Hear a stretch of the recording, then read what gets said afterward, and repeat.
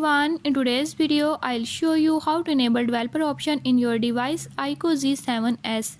In this device iQOO Z7s, I'll show you how you can enable it. Before I start, if you are new to my channel, don't forget to subscribe and press bell icon. Watch complete video and learn how you can do it. Let's watch the video.